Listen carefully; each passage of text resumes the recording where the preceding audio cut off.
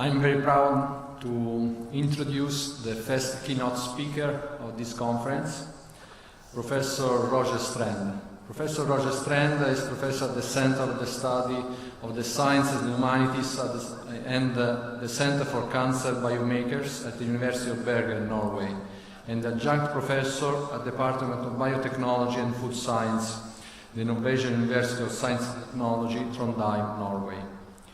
Originally trained as a natural scientist with a PhD in biochemistry in 1908, Strand developed a research interest in the philosophy of science and has worked on issues of scientific uncertainty and complexity, including the theory of post-normal science. These have gradually led his research into broader strands of social research, philosophy, and broader issues of policy, decision-making, and governance at the science-society interface. He has coordinated two European Union FP7 projects, which both address the need for more dynamic governance of science in society. He was a member of the National Research Ethics Committee for Science and Technology in Norway and chair of the European Commission expert group on indicators for responsible research and innovation in 2014-2015. He is now one of the directors of the European Center for Governance and Complexity.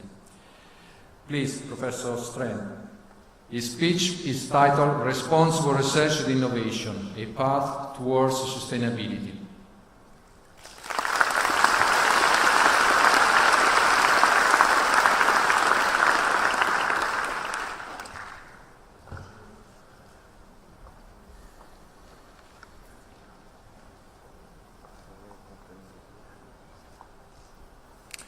Dear members of the audience here in Rome and on the internet, I'd like to thank the chair for his kind introduction.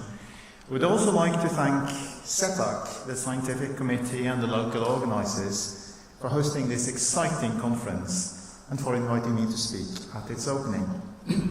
It's truly a great honor.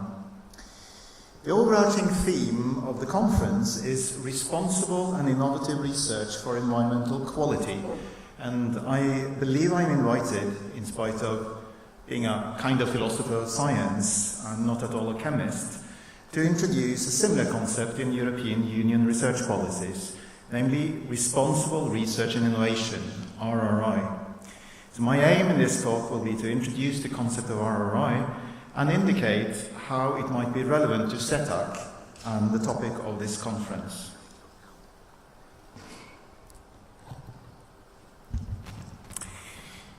Let me indicate the general message of the talk. First, RRI, Responsible Research and Innovation, is gaining some traction in EU policy as well as in several member states and associated countries in the European research area since it was introduced in 2011-2012. Secondly, what's important about RRI is not so much the policy details, but its theoretical underpinning, derived from the history, philosophy and sociology of science, as well as the interdisciplinary field called Science and Technology Studies. Third, this theoretical underpinning might provide input to the discussions that we will be having during this conference. So, I will already say something about the final conclusion.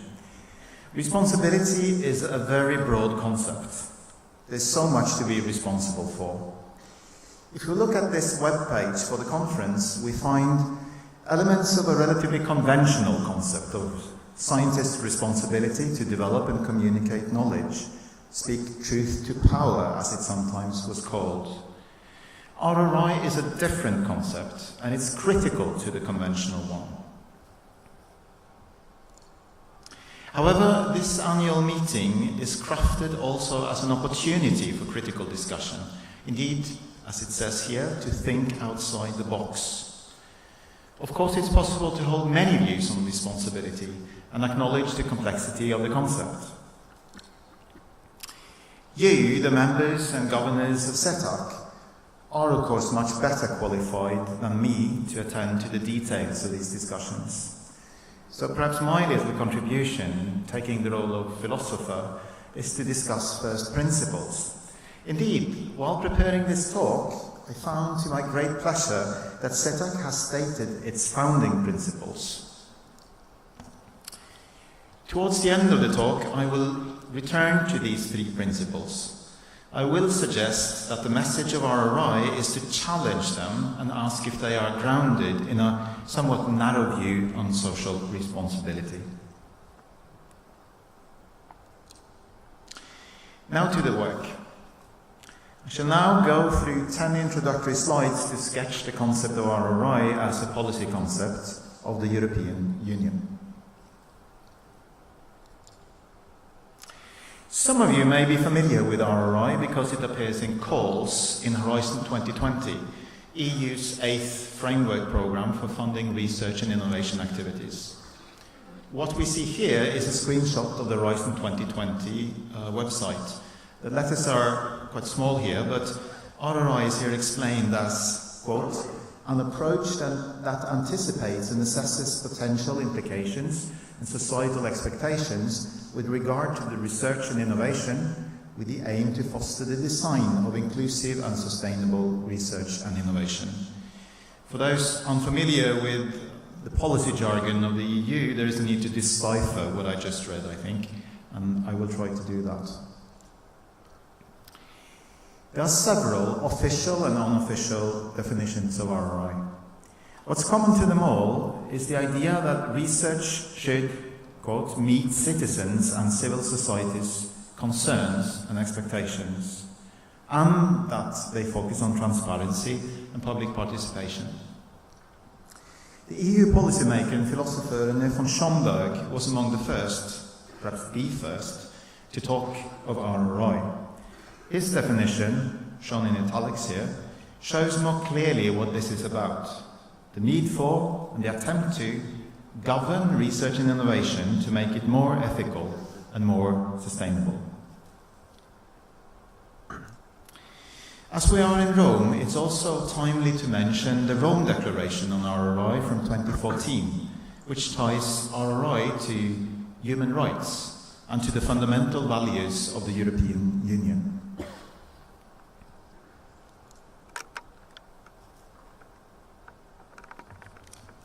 In everyday practical terms, however, the European Commission has often focused on a handful of priorities, the so-called 6 keys of RRI. I should stress that I do not represent the European Commission in this talk.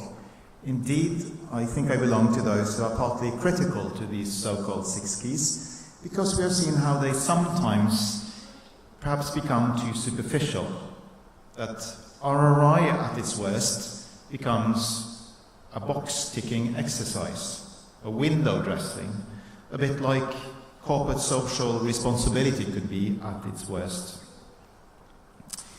These 6 keys, however, indicate the historical origin of RRI in ethics, in technology assessment, and in public controversies, above all around genetically modified plants in agriculture.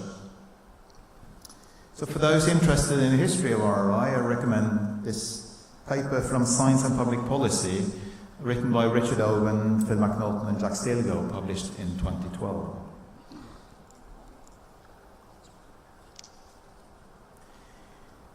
Especially in the UK, but also in countries such as my own, Norway, there has been more focus on the so-called process dimensions of RRI, that researchers should anticipate and reflect on possible benefits, risks and hazards that may emerge from their own research, indeed may emerge from the implementation of the knowledge and technology that they produce.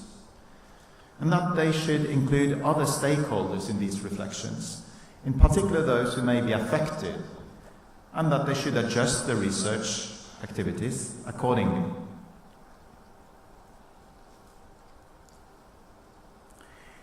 From what I've said, it follows that RRI is not the same as research integrity.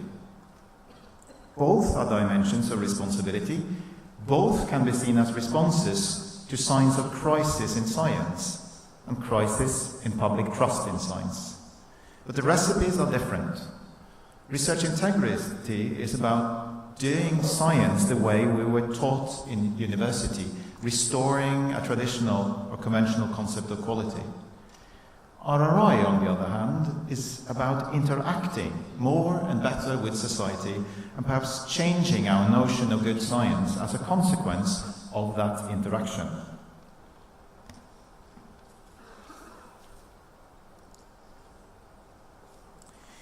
Finally, let me also mention another emerging research policy concept, namely that of grand challenges. This was introduced 10 years ago and had a huge impact, for instance, on the structure of Horizon 2020. It's useful to compare the two concepts. We may somewhat superficially say that grand challenges are topics for research, while RRI are ideas about how to organize and indeed perform research and innovation. They are similar, though, in the sense that both are based in the recognition that science and society are coupled in non-trivial ways. But what are these non-trivial ways? In order to answer that question, we have to go into the difficult part of this talk. So now I finished the easy part, I'm going into the difficult one, hopefully.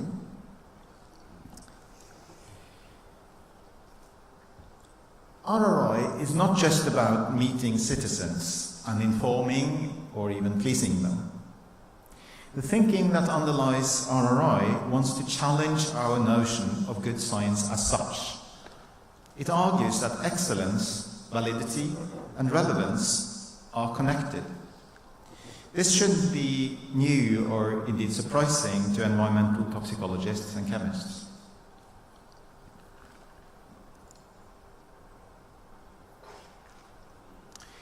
In Helga Novotny's words, the former president of the European Research Council, good knowledge in our time should not only be reliable and valid inside the laboratory, but also socially robust, taking into account the societal context for its use.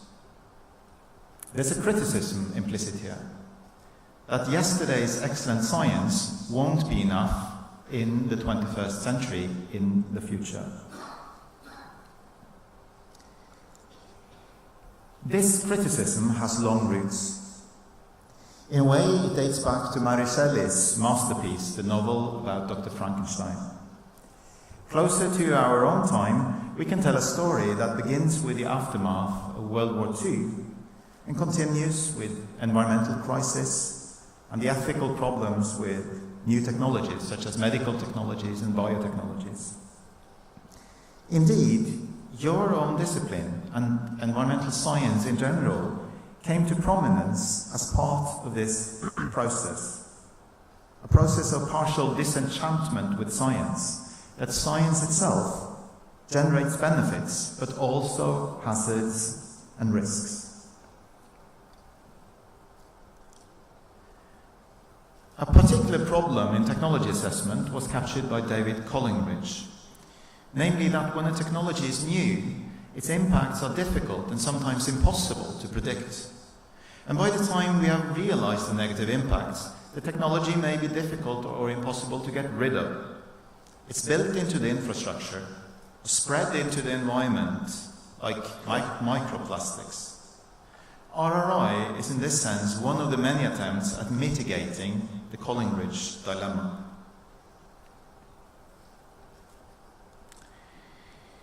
Moreover, in the same period, since World War II, the organization of research itself has changed.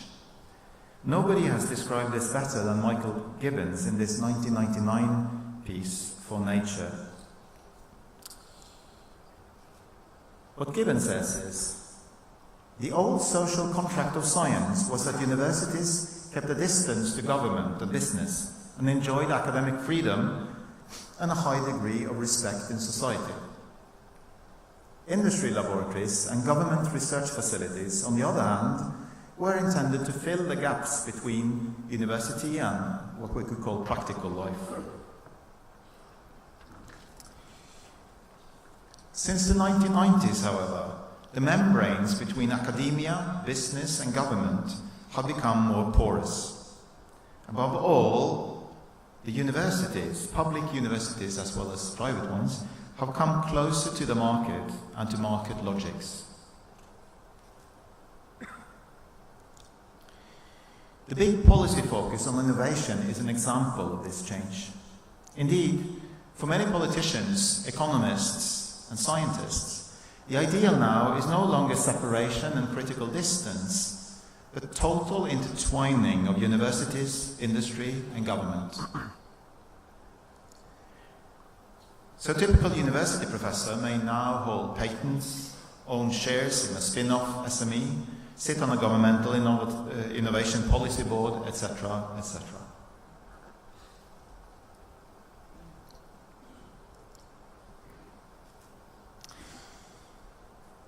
So let me exaggerate the diagnosis that comes out of this theoretical perspective.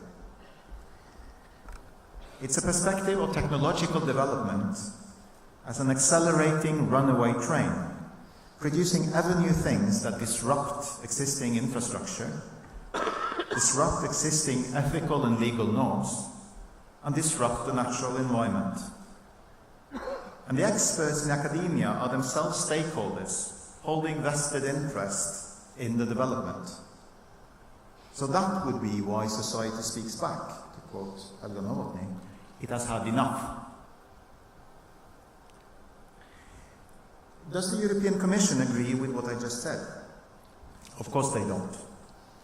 But some people are beginning to think that status quo is a liability. So we get concepts such as grand challenges and RRI, concepts that themselves are ambiguous, just like corporate social responsibility, concepts with a potential for real change, but also just window dressing.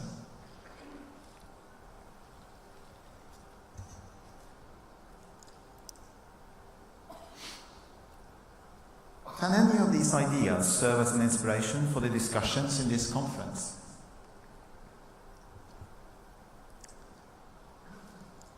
I think so.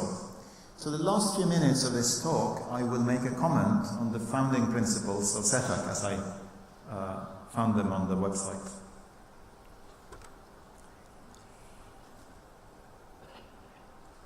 You saw this slide before. In a sense, you are the good guys in this story. You don't make harmful things. You try to help to understand and manage the hazards and risks. You are part of the legacy of Silent Spring. Yet, it is true also of your science, and my own, and indeed any type of science and scholarship, that our impact is also ambiguous. For instance, we may try to create certainty and consensus, and we end up creating uncertainty and controversy.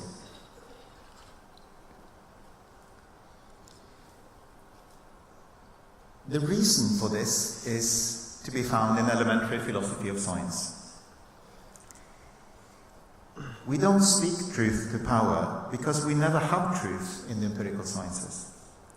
We have partial, incomplete, and fallible knowledge based on imperfect observation, difficult choices of methods, models, and systems. We have to make pre-analytical choices that affect what we see and what we can't see. And to give advice, we have to extrapolate. There is no absolute objectivity. Good science is objective in the sense of reproducible and intersubjective, but it's also relative to the choice of problem, choice of system, and choice of method.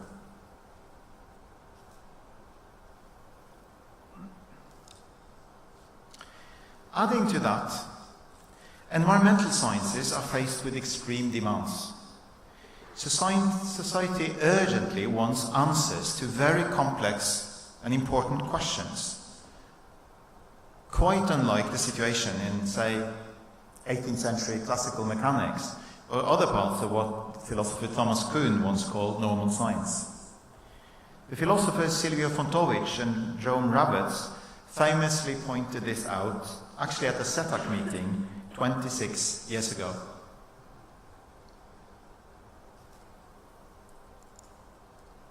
In the same year, 1992, Brian Wynne explained how levels of risk depend on pre-analytical choices in this classical paper from Global Environmental Change. In environmental issues, there is always indeterminacy. Causal chains and networks are intrinsically and inherently open. Thousands of factors may be relevant. So we need to decide on system boundaries in order to do research. But then we implicitly determine the boundaries also between risks, uncertainties, and ignorance. A narrow system definition may allow for the reduction of uncertainty into risk, but at the expense of increasing ignorance. We create a tunnel through which we see. Deciding on that tunnel is both a scientific and a political question. Deciding on the threshold before we act on partial and uncertain knowledge is also both a scientific and political question.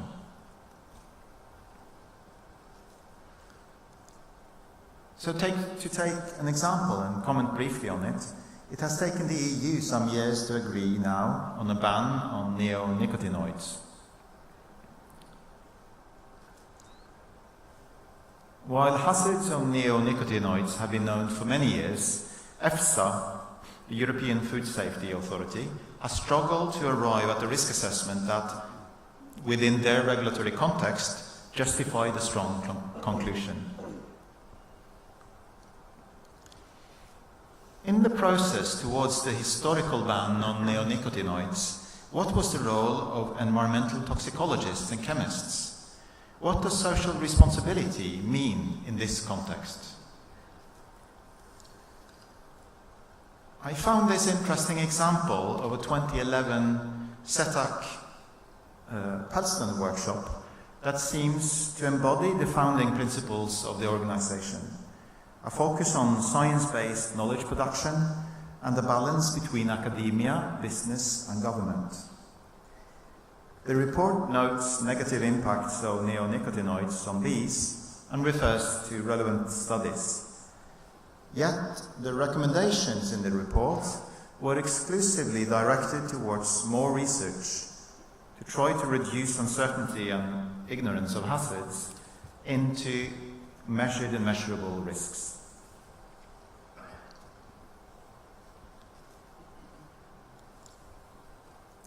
Since I'm touching on an important issue, let me try to be precise.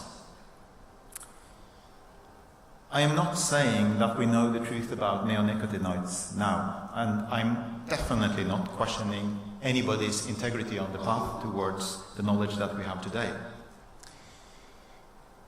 What I do say is that I am observing that this workshop summary did not question that regulation should be based on risk assessment and management, as opposed to, say, hazard-based or precautionary approaches. I'm arguing that if we apply the principle of RRI, a balance between academia, business and government might be expanded to include other stakeholders and civil society. And I'm arguing that such an expanded inclusiveness might have an effect on recommendations in such issues. For instance, to alert that the standard risk assessment risk management regime will be too slow in a case like this.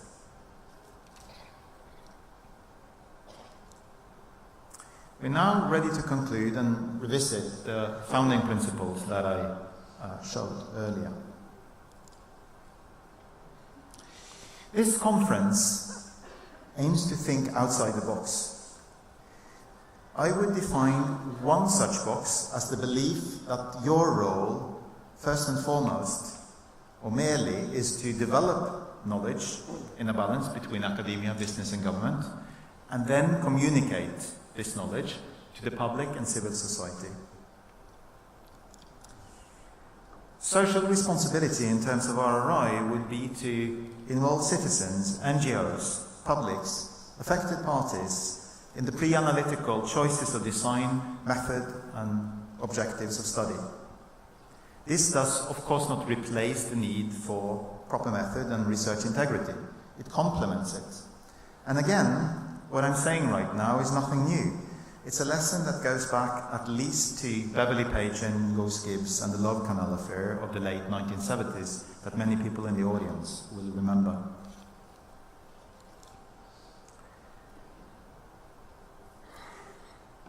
The required ingredients for a rethinking are all there in this conference.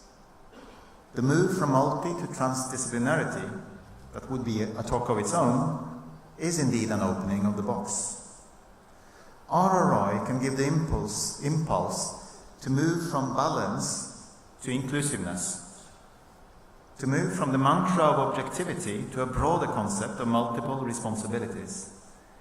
I'm confident that we will have fruitful discussions the following days. With this, I thank you for the attention.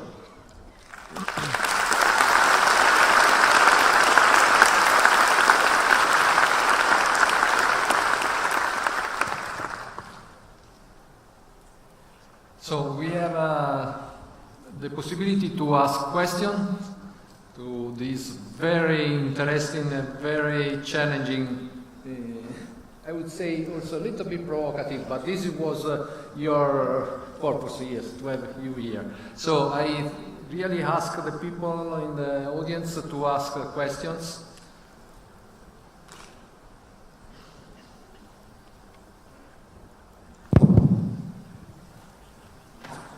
Anybody?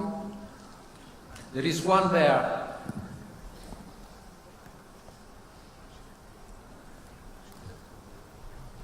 Please state your name and a very short question, please.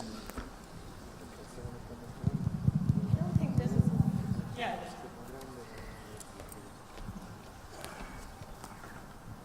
Thank you for your interesting talk. My name is Joan Grimalt from Barcelona.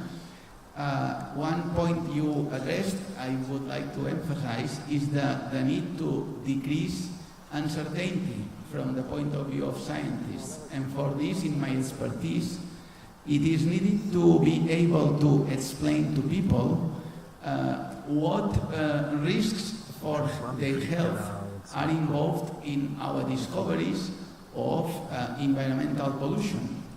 It is needed to do a very strong effort in order they understand how we calculate these risks and which are the implications for that. So thank you. Of course, I agree with what you say, that it is indeed very, let's say, efficient and good risk communication is indeed a necessary part of the public dialogue that we need. So perhaps the emphasis from RRI is that there is a two-way dialogue, right? That we hold technical knowledge that we need to convey for a discussion, open and productive discussion in society, but that we also need to listen to public values that may have an effect on how we do our science. But I think we agree on that. Any other question? There is another, just close to the first. My name is John Toll. I'm from the USA. And my question is about the risks associated with alternatives. So, for example, in the neonicotinoids case, you advocated for humility in the face of uncertainty, but there are risks associated with any course of action. So how do you implement humility in a case like that?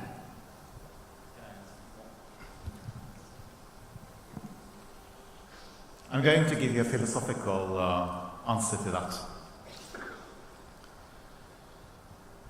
Some would say that this situation of unknown risks and hazards, also of alternatives, resemble what used to be called a tragic situation in the old classical literature. So perhaps one of the challenges of RRI is to think aloud about how do we end up in this kind of situation. So I think that leads us to a more philosophical discussion on whether existing economic models of growth and innovation at all can be sustainable. As long as there is a need to keep up the pace and introduce alternatives before we have time to test them. So perhaps this is part of what we need to have a serious discussion about. You know, the whole venture that leads us to a situation where I would guess that the work that you do as environmental toxicologists and chemists is incredibly important. But how many percents of the total budget do you hold? Is it like with the ethicists that I know that it's 95% on innovation and 5% for the ethics? Why isn't it the other way around? That might be an interesting discussion, actually. Well, just a final question on the other side of the room.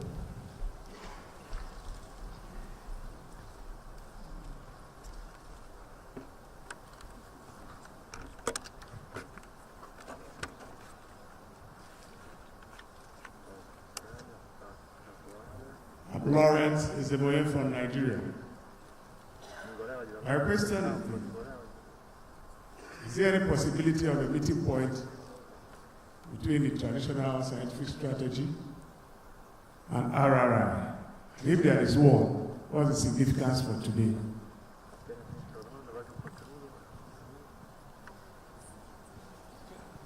Sorry, could I ask you to repeat the question because we don't hear so well down?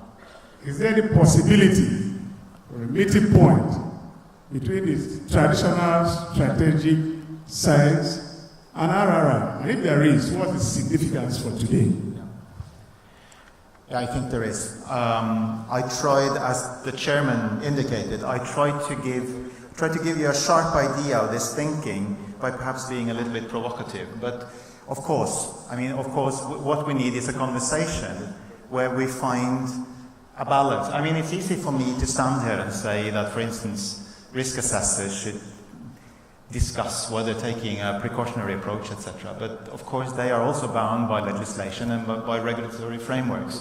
So of course, we need a discussion where we might find some pathways forward towards sustainability by balancing these different principles. Thank you very much for the question. Thank you very much again, Professor Strand. It was really a pleasure to have you here, and thank you again.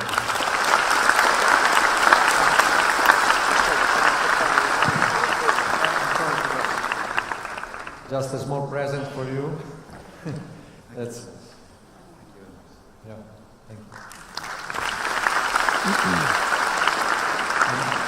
And now it's time to introduce Anne-Geike Leopold, the SETAC Europe Award Committee Chair.